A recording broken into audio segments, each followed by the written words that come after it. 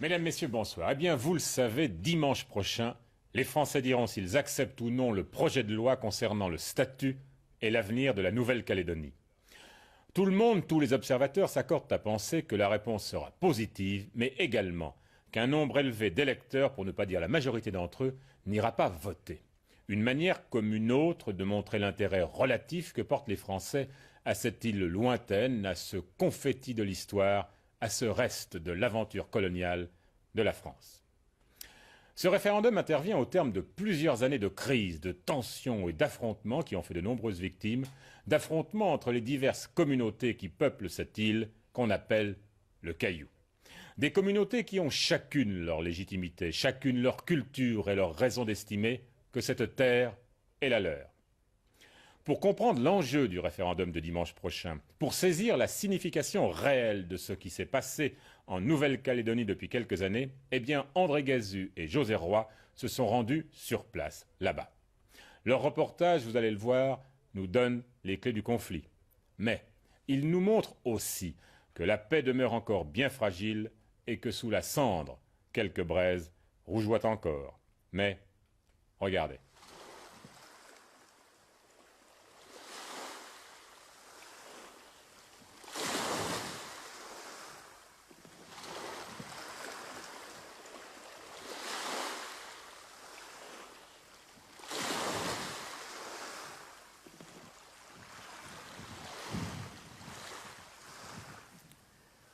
Sur cette île du Pacifique, les habitants de Nouvelle-Calédonie, les Kanaks, ont vécu une histoire tourmentée.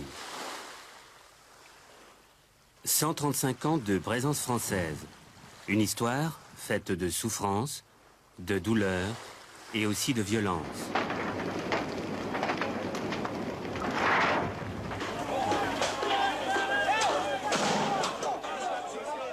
Violence entre les Kanaks et les Blancs calédoniens, soutenus par les forces françaises.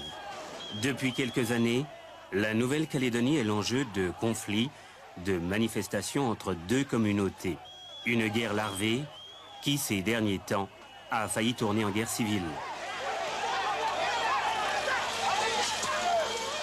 Jusqu'au jour historique où les deux ennemis politiques, le leader des Kanaks, Jean-Marie Tjibaou, et le leader des Caldoches, Jacques Lafleur, se sont serrés la main à Matignon. Le choix a été serrer la main à Lafleur ou engager un processus de violence qui aurait fait encore beaucoup plus de victimes. Parce qu'en puissance de feu, ce dont dispose la droite ici et les moyens dont disposent nos militants, la comparaison n'est pas soutenable. J'ai réfléchi et je me suis dit qu'un mauvais compromis, c'était meilleur qu'une bonne guerre civile. Les accords de Matignon ont restauré la paix sur l'île. Heureuses, ces femmes s'apprêtent à participer à l'événement de l'année. Aujourd'hui, en effet, le chef de la tribu Boula marie son fils.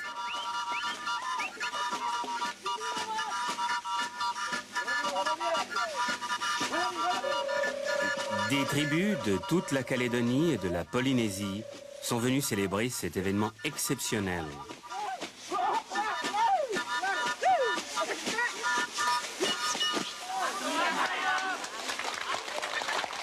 Salutations aux îles Loyalty, à leur grand chef, Boula, et à tous les dignitaires qui les ont accompagnés, de Marais, d'Ouvéa, de l'île des Pins. Je vous présente les salutations amicales. En signe de respect, les tribus apportent leurs offrandes. C'est l'occasion de célébrer l'une des traditions les plus anciennes des Mélanésiens, la coutume.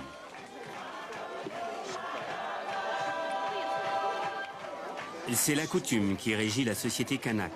Toutes les traditions, tous les rôles fonctionnels et culturels attribués à chaque membre de la tribu sont déterminés par la coutume.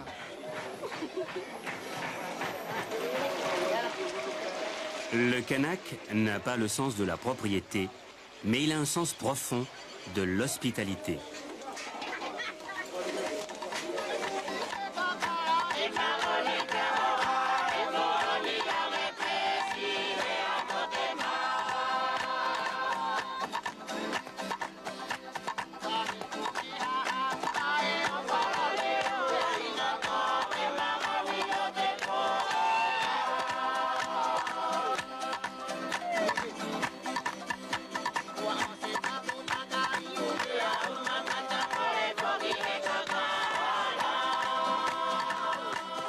Ce mariage revêt un autre caractère exceptionnel. Il unit un fils de chef mélanésien à une fille qui est de race polynésienne. Deux ethnies qui ont eu au cours de leur histoire des rapports tendus, mais qui, grâce à ces noces, se retrouvent unis.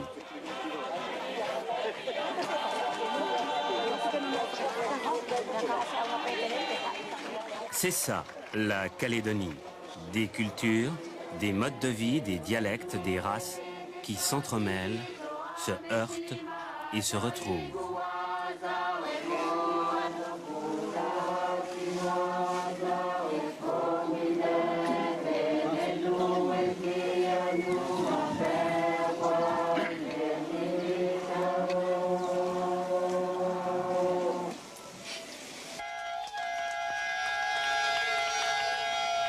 Parce que ces noces ont été placées sous le signe de la coutume et aussi grâce aux accords de Matignon, les officiels français ont été associés à ce moment de réconciliation.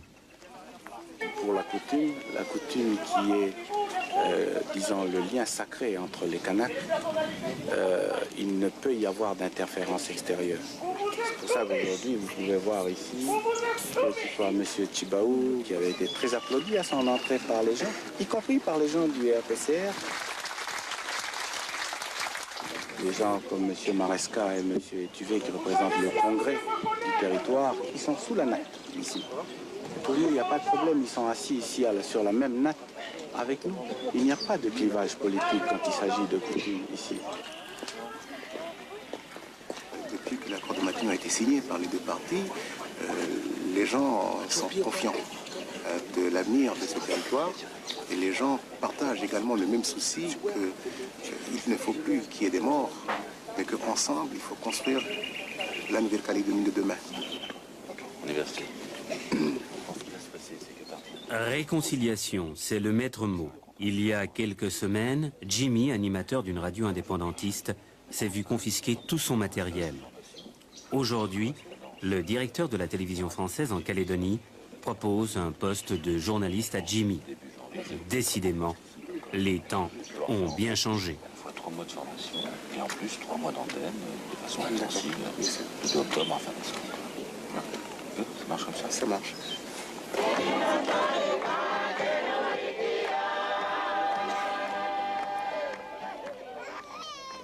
Hier, c'était la guerre, la violence.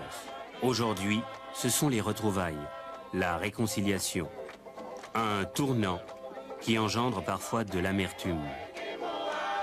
Il y a 2 semaines de ça, on est prêt à s'entretuer, quoi. Et aujourd'hui,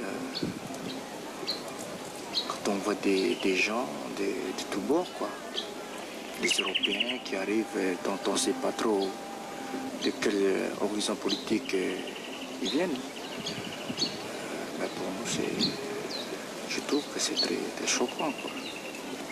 Nous qui avons participé aux actions sur le terrain, hein, sur les barrages, on a veillé des nuits entières dans les brousses. Et pour nous, c'est un peu une genre de magouille, hein. C'est de la magouille. Il faut dire, il ne faut pas nier ces choses-là.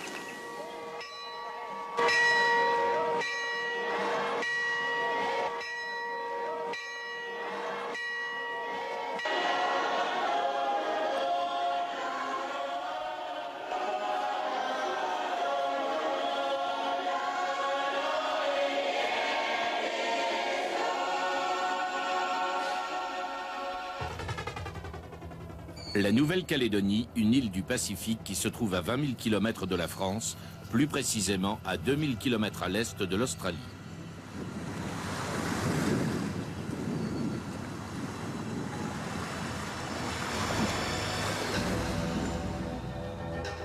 C'est au matin du 24 septembre 1853 que la France prend possession de cette île.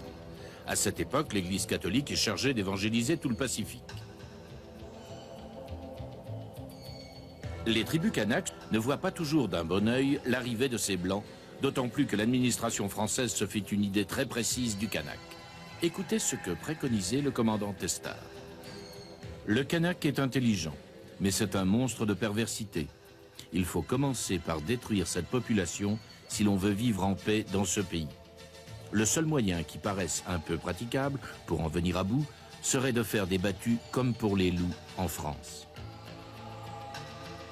Au milieu du 19e siècle, la France recherche une colonie pénitentiaire. À partir de 1864, commencent à débarquer les premiers convois de bagnards. Au total, 16 000 forçats et 4 000 déportés politiques sont envoyés dans les bagnes calédoniens. Ces forçats seront exploités comme main-d'œuvre bon marché par les premiers colons. Pour favoriser le peuplement, on fait venir des femmes condamnées à de lourdes peines de prison. Dès leur arrivée en Calédonie, elles se voient offrir un mari bagnard sous l'œil bienveillant de la mère supérieure. Au fur et à mesure que s'installent les colons et les bagnards, qui reçoivent à la fin de leur peine une concession de terrain, les Kanaks, eux, sont repoussés dans des réserves. C'est alors la révolte qui sera chaque fois réprimée dans le sang, comme en 1878, où 2000 Kanaks seront massacrés. 1868, c'est la découverte du nickel. Les sociétés minières font venir par convoi entier des travailleurs asiatiques, souvent réduits à une situation de quasi-esclavage.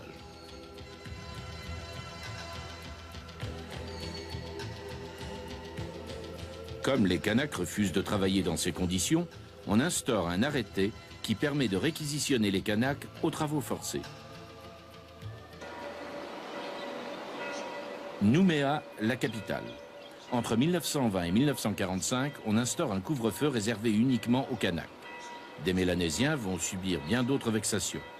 Bien que sujets français, ils n'ont pas le droit de vote avant 1951.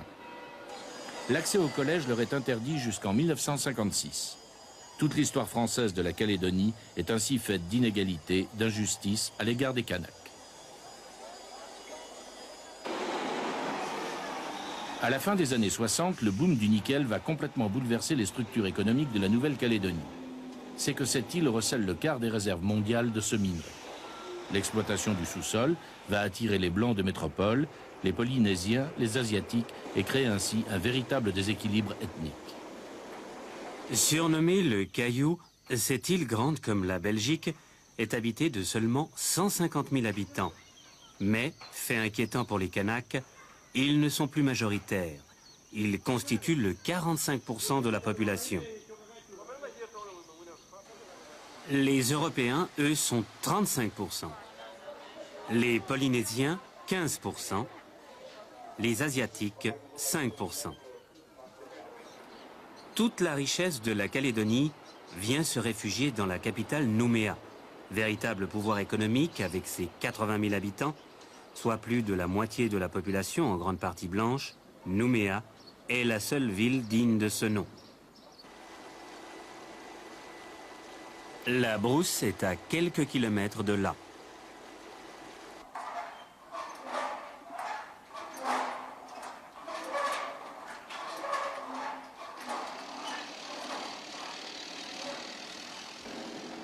Roger Gaillot, 53 ans, gère l'une des plus grandes propriétés de Calédonie, avec son fils Pierre-Yves.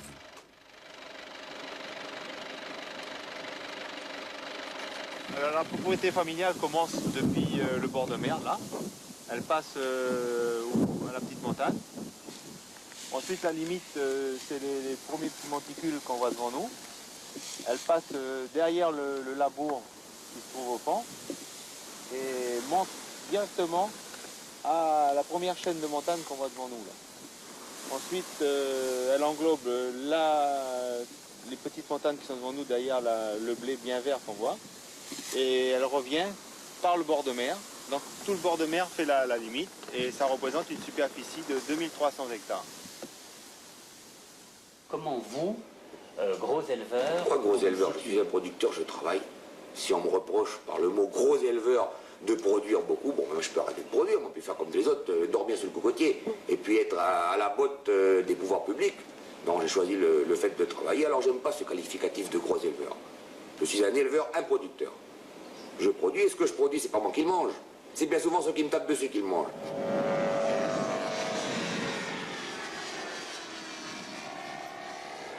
Roger Gaillot fait partie de ces broussards qui ont réussi à la sueur de leur front à créer une exploitation rentable.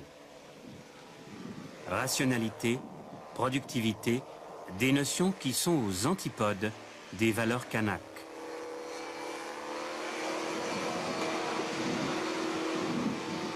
Je suis né sur ce territoire, je n'ai pas demandé à y naître, Dieu m'y a mis un, bon j'y suis, j'y reste. Mes parents y sont nés, mes grands-parents y sont nés, et mes arrière-grands-parents sont arrivés. Donc je suis la 4e génération. J'ai des enfants et des petits-enfants, ce qui fait 6 générations. Gab, quand on est installé depuis 6 générations sur une place, on est chez soi. Vous vous sentez d'abord calédonien ou français? Je me sens calédonien et français. Comme un corse est français, comme un breton est breton et français. Il n'y a pas de différence.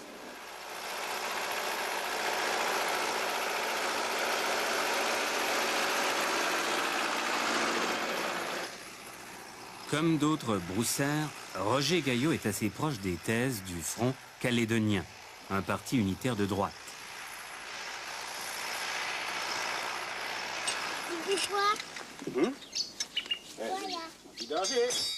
Sur son domaine, il emploie 5 ouvriers, dont un mélanésien et 2 polynésiens. En règle générale, les broussards ont peu de contact avec la population mélanésienne locale. Quand un kanak vous dit « c'est ma terre », c'est faux parce qu'en vertu de quoi? C'est trop facile de dire « ça c'est à moi ». En vertu du premier occupant, c'est faux puisqu'il y avait une civilisation qui précédait les Mélanésiens, qui en laisse des vestiges, qui sont les Lapitas. C'est démontré, c'est prouvé. Et ça, on n'en parle pas. Maintenant, si on veut partir sur cette théorie, parce que certaines idées bien pensantes partent là-dessus, à ce moment-là, pourquoi nous l'applique-t-on en Calédonie, ne l'applique-t-on pas dans le monde? Parce qu'à ce moment-là, qui est qui? Effectivement, est-ce que les Australiens étaient les premiers occupants? Non, à ce moment-là, l'Australie aux aborigènes. Les États-Unis, les Américains ne sont pas chez eux. Qu'on redonne l'Amérique au peau rouge. La terre et le kanak ne font qu'un. Chez nous, on ne dit pas la terre nous appartient. Chez nous, on dit j'appartiens à cette terre. Et moi, j'appartiens à cette terre-là. C'est pour ça que je dis qu'elle est mienne.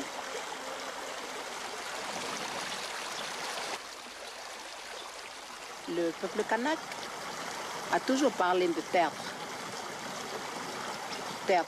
Moi, mon clan, il était ici. Et les frontières naturelles, c'est cette rivière, c'est ce pic là-bas, c'est cette crête-là, c'est cette vallée-là. Pour les Kanaks, l'avenir, le désir d'indépendance, c'est surtout l'espoir de recouvrer leurs terres. Et chaque accord politique passé avec les Kanaks angoisse les broussards. C'est pour cela que Roger Gaillot, comme les autres propriétaires terriens, est inquiet des accords de Matignon. Aujourd'hui, on nous tend peut-être un piège qui est plus rusé qu'il n'était en 84.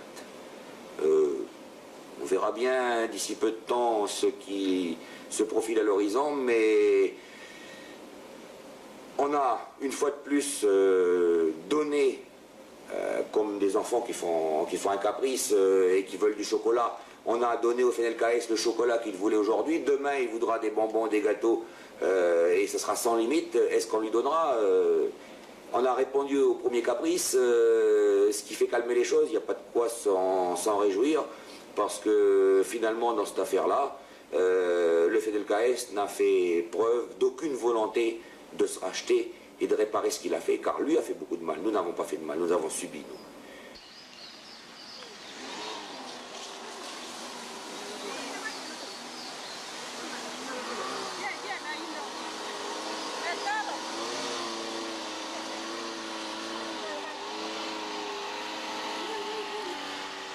En pleine brousse, à quelques dizaines de kilomètres de la propriété de Roger Gaillot, une tribu kanak comme beaucoup d'autres.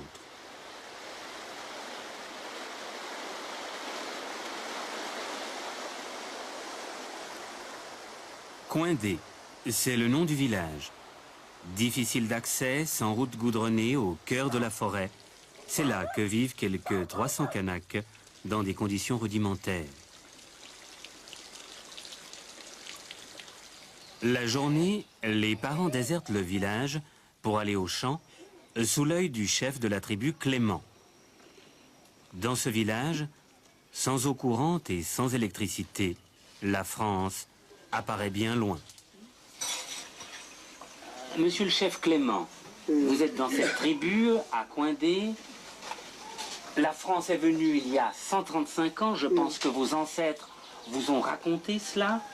Est-ce que vous avez l'impression que ça a été une bonne chose pour vous? Non. Non. 130 ans passés, mais ils sont rien fait de bon pour nous. Il y a des promesses, mais rien de fait. Je peux vous dire que depuis les 130 ans, on nous a oubliés. La France nous a oubliés et on a rendu beaucoup de services à lui. Par exemple, comme moi, que je vous dis tout à l'heure, on m'a réquisitionné pour faire la route d'ici à la fois là-bas. Prestation, je ne sais pas si vous connaissez ce que c'est la prestation. C'est-à-dire C'est-à-dire qu'on travaille 15 jours sans rien payer. Il faut se débrouiller.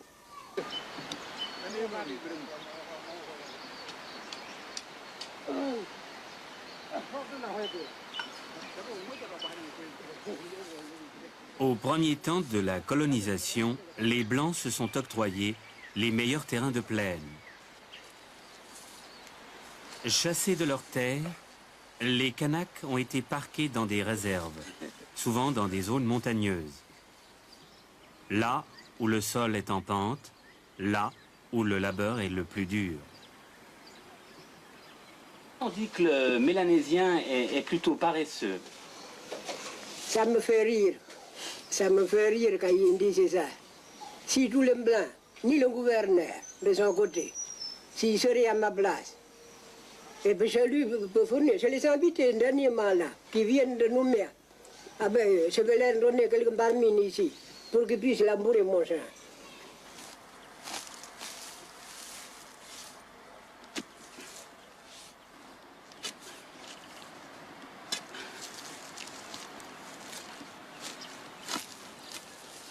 Depuis plus d'un siècle, la terre, c'est la clé du conflit qui oppose Kanak et Caldoche. D'autant plus que les Mélanésiens vivent en majorité de l'agriculture.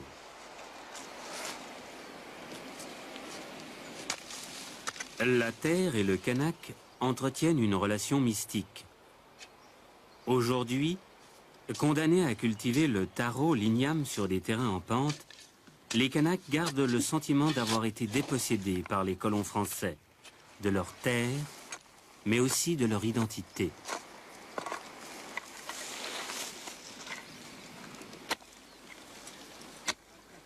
Regarde, la preuve, vous le voyez.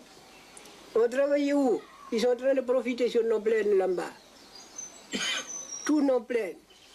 Alors ils ont acheté à qui? À qui ils ont acheté toutes ces terres-là? Plutôt, ils ont volé nos terres. Voilà. Ils ont volé nos terres. Je n'ai pas peur de dire, ils ont volé nos terres. Et nous, on réclame maintenant. Il faut qu'ils nous redonnent. Si la Nouvelle-Calédonie est indépendante, qu'est-ce que vous attendez? Qu'on nous rende de nos terres, sans condition. Parce qu'avant, les colons, ils ont pris ça avec un petit bout de tabac. Alors que maintenant, si tu fais ta terre, condition, il faut la payer. Que les choses s'améliorent. Surtout la route. Et le courant électrique. Les emplois, surtout pour les jeunes. Parce que vivre en tribu sans emploi, vous savez, c'est une chose qui n'est pas toujours facile. Quand on a un mari, on a des gosses.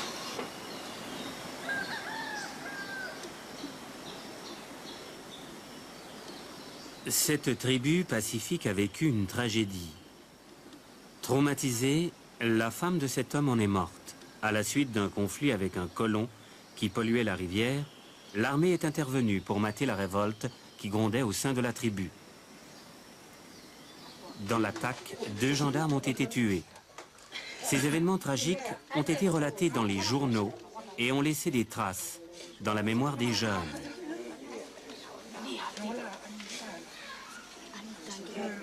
À partir de quand vous avez été politisé? À partir du coup qui s'est passé ici à Condé. J'ai vu leur façon de faire, nous tirer dessus à bout portant. Le grand nana que moi j'aime. Nous, on avait un petit coincé. Il y a la route qui passe en haut, qui passe en bas. Nous, on est au milieu. Alors ils nous tirent dessus. Ça. Les gens se trouvaient au milieu. C'est à partir de ce moment-là, j'ai vu ce qui s'est passé. Ils nous tapaient dessus les vieux, tiraient dessus la barbe. Nous, notre chef ici, on le respecte. Puis c'est les vieux, on les respecte beaucoup. Alors quand on a vu leur façon de faire, ça nous a marqué. C'était comme un coup. Ça nous a touchés. Ça, on n'est pas prêt d'oublier ça. Donne-nous la paix. Donne-nous la paix. Notre-Dame de Fatima. Donne-nous la paix. Notre-Dame de Fatima. Priez pour nous. Au nom du Père, et du Fils et du Saint-Esprit. Amen.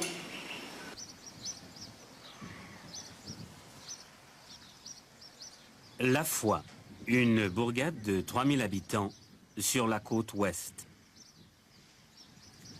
Fief des anti-indépendantistes, La Foi, comme d'autres villages calédoniens, s'apparente étrangement à un village de province français.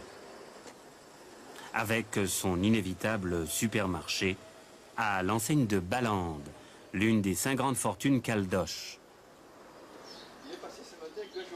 Sur la place du village, le café Bagnu. Les propriétaires, un couple de Français de province, sont venus en Nouvelle-Calédonie il y a 18 ans à la recherche d'un Eldorado.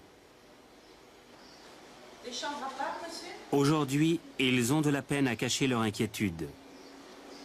Vous vous imaginez, par exemple, dans une république kanak socialiste? Ah non, non, je ne resterai pas. Je ne resterai pas, monsieur. Non, je ne resterai pas. Parce qu'on va travailler pour les gens qui ne veulent pas travailler. Ah non, je fais déjà 18h et 20h par jour. Ça va, merci. Non, non, non. Non, je ne resterai pas. Et vous, monsieur, vous seriez prêt à rester? Non, encore moins. On va partir vite. Oui, vous iriez où? Non, mais on retourne chez nous. Qu'est-ce que vous voulez? Donc, vous ne croyez pas que je vais faire vivre des feignants? Mais non, mais non, notre pays c'est ici, monsieur. Je vous ai dit que ma fille elle est calédonienne. Mais vous dites chez vous, je retourne chez moi. Je ne veux pas vivre en Kanaki, monsieur, c'est tout. Je ne veux pas vivre en Kanaki. Je veux vivre dans une Calédonie avec tout le monde, ok? Mais je ne veux pas vivre en Kanaki. En Kanaki, ça veut dire avec des terroristes, des gens qui vont venir vous harceler, vous voler, vous brûler sans arrêt, vous faire partir du village. Non, je ne vivrai pas en Kanaki. Un point, c'est tout. Mais l'indépendance vous fait peur, à vous, monsieur? Mais non, ça ne fait pas peur. S'il faut, on partira, c'est tout. Non, je ne partirai pas comme ça. C'est-à-dire? Je me défendrai.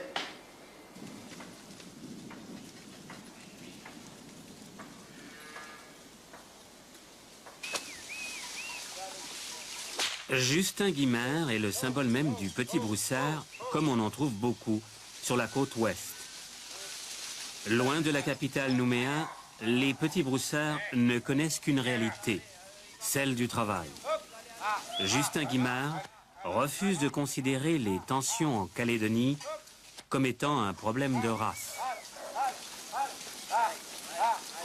Nous descendons des Kanaks, comme la grande majorité des Calédoniens. Nous avons nos 2 arrière-grand-mères paternelles étaient mélanésiennes. Donc nous faisons partie de la Calédonie. Quand on vous parle de coutume, on fait partie de la coutume, on fait partie de l'histoire de la Nouvelle-Calédonie.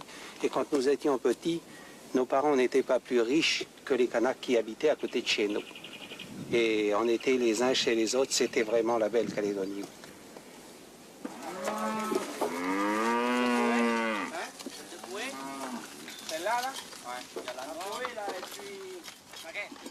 Pour Justin Guimard, comme pour d'autres petits broussards, la belle Calédonie, c'est du passé.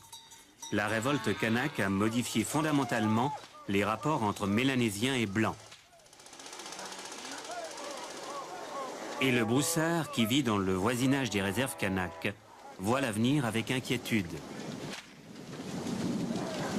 Pour moi, si vous voulez, j'espère qu'il n'y aura jamais d'indépendance en Nouvelle-Calédonie parce que je souhaite pour les Calédoniens, pour tous les Calédoniens et pour tous les Mélanésiens, la grande majorité des Mélanésiens qui ne sont pas des terroristes.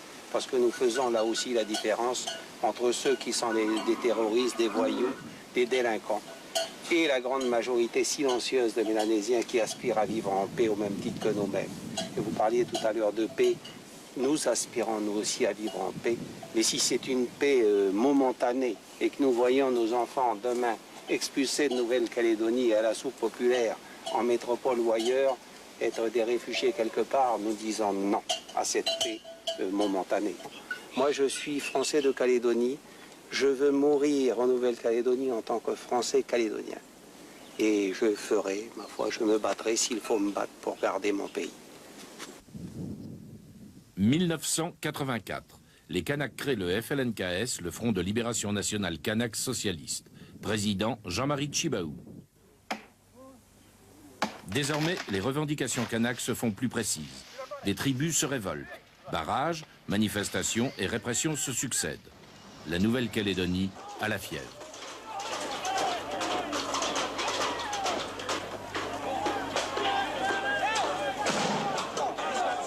Décembre 1984. Le gouvernement socialiste délègue en Calédonie le ministre Edgar Pisani, qui est favorable à une indépendance sans pour autant rompre avec la France. Quelques jours après sa nomination, 10 Kanaks sont assassinés à Yengen dans un guet-apens tendu par des colons. Janvier 1985, la tension monte. La révolte kanak prend des formes de guérilla. À la tête de ce mouvement armé, un homme, Éloi Machoro, leader charismatique, symbole de la résistance armée. Par cette lutte armée, Éloi Machoro veut accélérer le processus d'indépendance. Ses méthodes dérangent. Pisani déclare l'état d'urgence et ordonne aux troupes d'élite de neutraliser Éloi Machoro. Le 12 janvier, Éloi Machoro et son adjoint sont tués. Dans le monde kanak, c'est la consternation, le désespoir. Du côté caldoche, la mort de Machoro, leur ennemi numéro 1, provoque l'allégresse. Éloi Machoro avait eu la partie facilitée par l'administration de l'époque et se croyait intouchable. Et puis il a fallu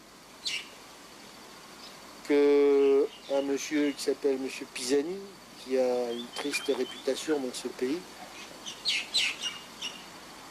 soit obligé de décider que monsieur Machoro devait disparaître. Et il a été, en quelque sorte, exécuté. Bavure policière, dira plus tard le gouvernement. Les caldoches sont inquiets. Ils estiment que le gouvernement français est en train de brader la Calédonie. Ils descendent dans la rue, crient fort leur attachement à la France. L'Algérie, il y a 20 ans. Non, c'est pas l'Algérie, il y a 20 ans. Oui, mais monsieur, on va se retrouver la même chose. Non, on restera ici, vous inquiétez pas, on restera. 1986, changement de situation.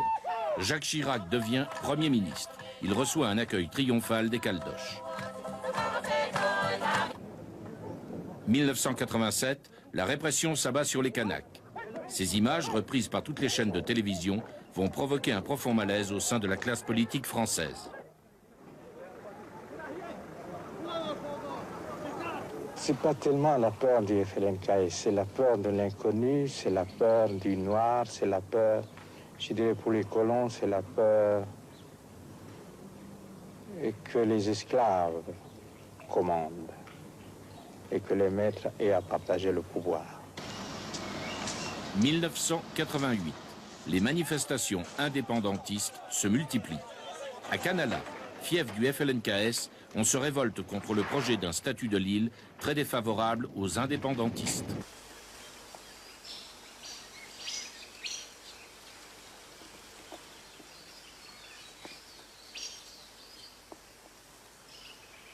Aujourd'hui, à Canala, la paix est revenue, même si tout n'est que désolation et abandon.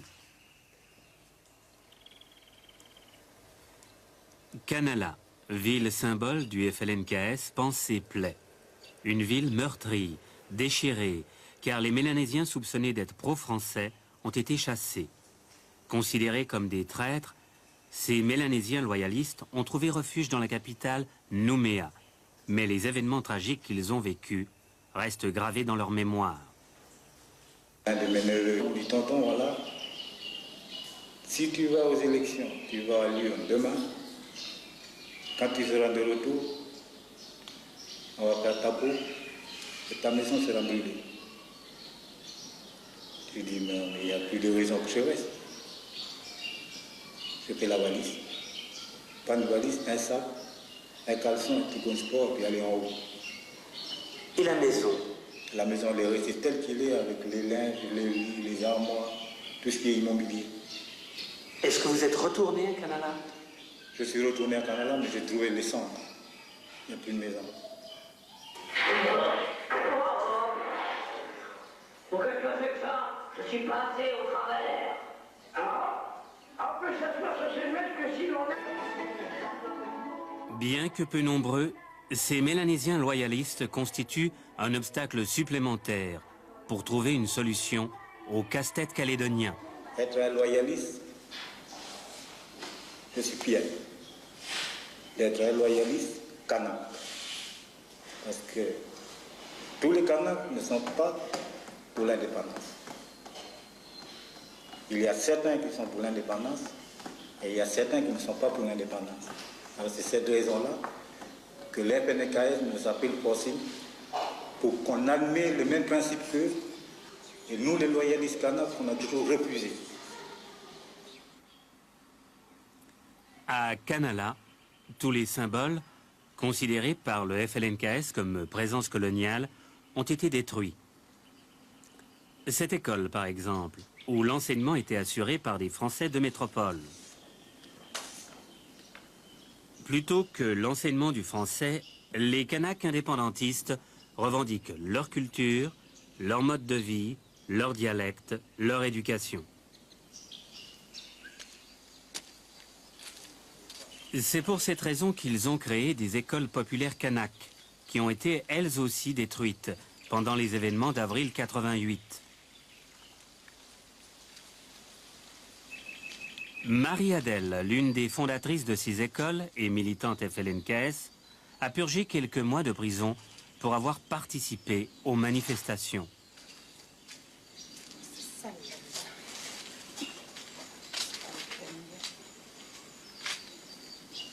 C'est mes enfants qui ont écrit ça. Là, on pleure, la lutte continue. C'est pas évident en tout cas parce que c'est pas.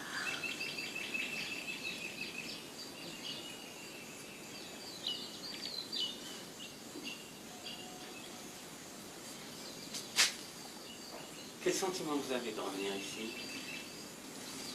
J'ai jamais osé revenir ici. C'est la première fois que je reviens là. Depuis que je suis pas, depuis qu'on a brûlé, depuis que je suis partie en prison.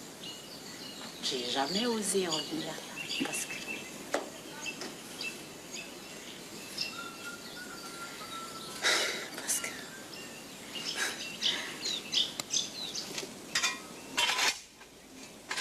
Cendres chez les Kanaks, cendres chez les Caldoches.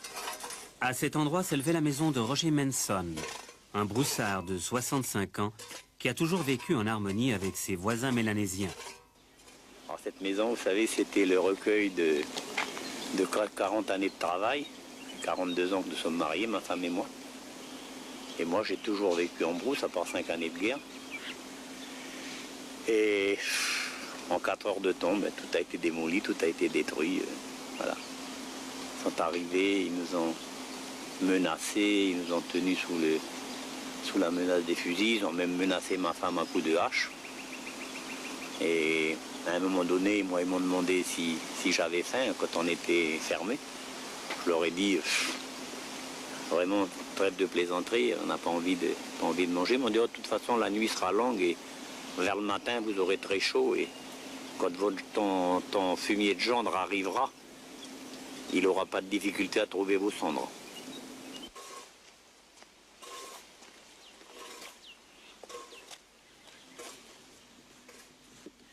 Chaque jour, Roger Manson revient sur les lieux de sa maison.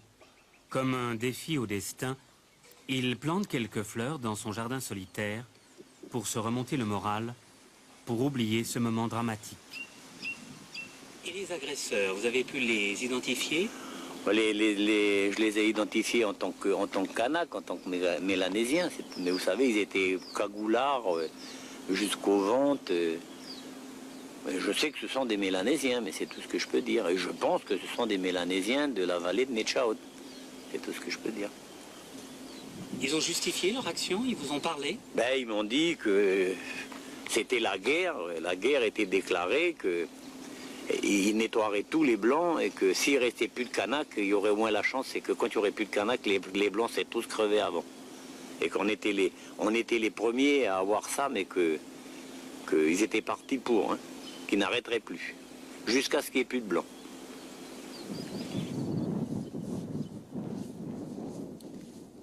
Depuis cet événement tragique du mois de juin, sont intervenus les accords de Matignon.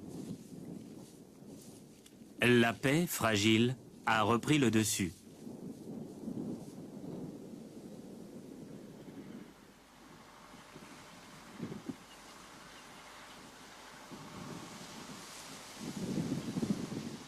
On ne demande que ça, nous vivons en paix.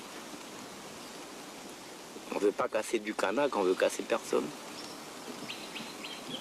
Mais comment voulez-vous qu'on puisse reconstruire maintenant? C'est pas possible. On est complètement démoralisé. On n'a plus confiance.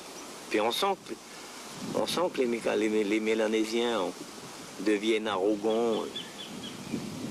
Non, sincèrement, j'ai plus confiance.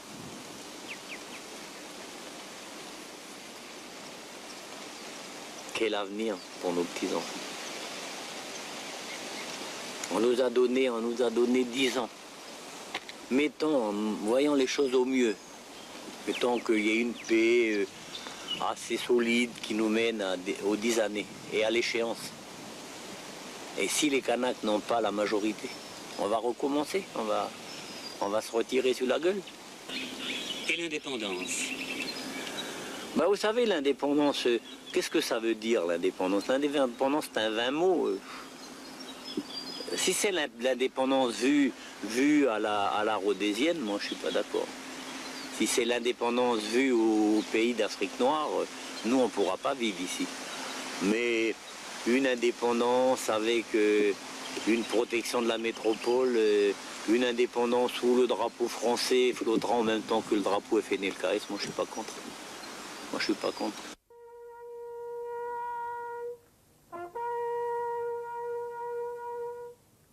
Avril 1988. Une page sombre dans l'histoire de la Calédonie. La gendarmerie d'Ouvéa est prise d'assaut par un groupe d'indépendantistes. 4 gendarmes sont tués. Par la suite, les Kanaks prennent en otage des gendarmes et se replient au nord de l'île. Ils les emmènent en plein milieu de la brousse, dans un endroit difficile d'accès.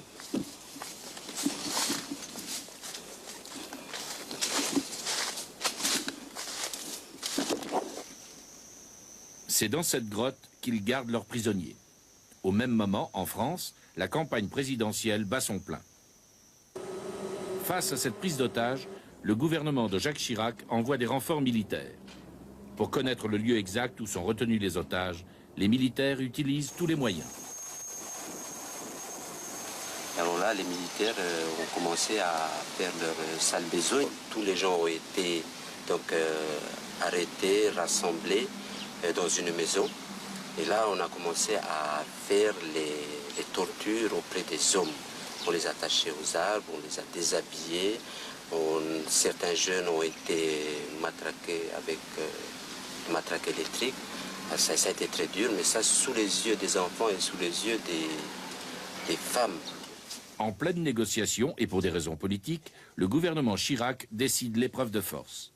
Dans la grotte, 23 otages et autant d'indépendantistes prêts à repousser toute attaque.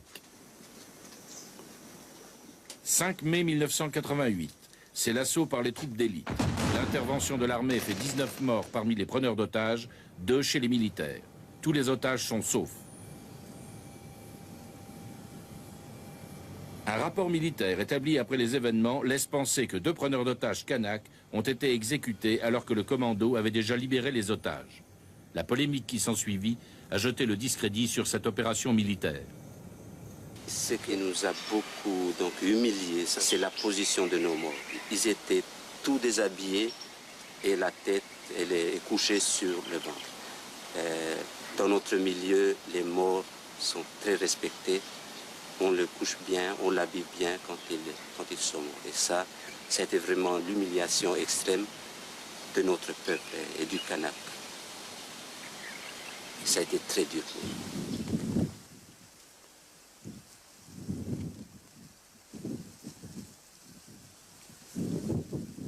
On a déchiré le Kanak dans son être le plus profond. Ça l'a beaucoup marqué, traumatisé, jusqu'à maintenant. La France, c'est plus la mère patrie. Non. Non. Une mère ne peut pas faire ça à ses enfants.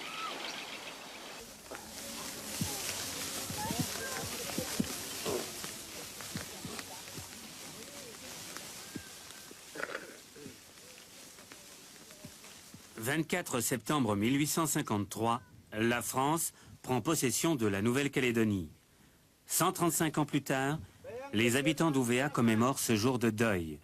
C'est aussi le jour où l'on rend hommage aux militants morts pour la cause kanaki.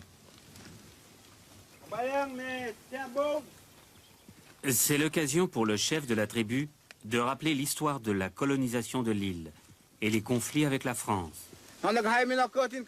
Colonisation française. Il a défendu un drapeau. Mais j'ai aussi mis tout sikap, le monseigneur Douard. Mais le monseigneur Douard, mais tout sikap. Il y a un drapeau français et voilà. Et il y a un terrain Mahamat. Quand même, il y a indiqué.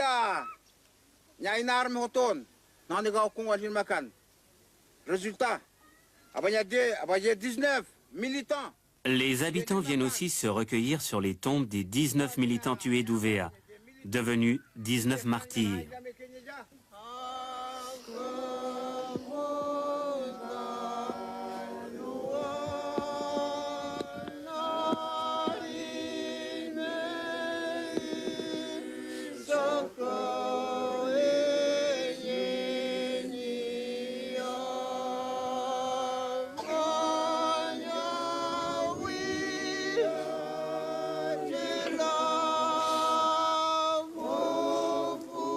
Le drame d'Ouvéa a montré que la Calédonie était au bord de la guerre civile.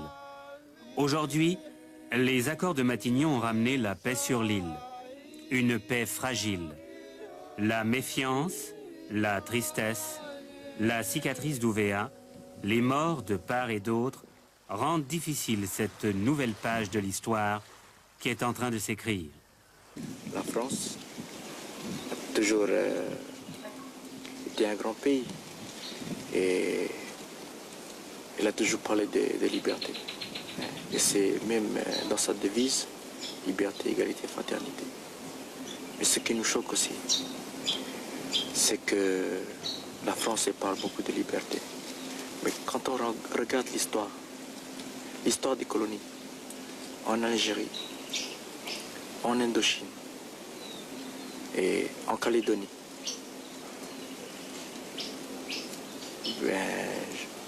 je pense que la France, elle fait tout le contraire de ce qu'elle dit. Elle se dit qu'elle est la grande pays de liberté, le pays des droits de l'homme, qu'elle reconnaît dans sa constitution. Mais je crois que sur le terrain, en réalité, c'est tout le contraire. Et nous espérons qu'avec les accords de Matignon, elle va concrétiser ce qu'elle a promis. Elle nous parle de liberté. Nous, on attend une concrétisation. Et cette concrétisation, c'est notre libération, la libération de notre peuple, notre indépendance. Je crois que c'est ça.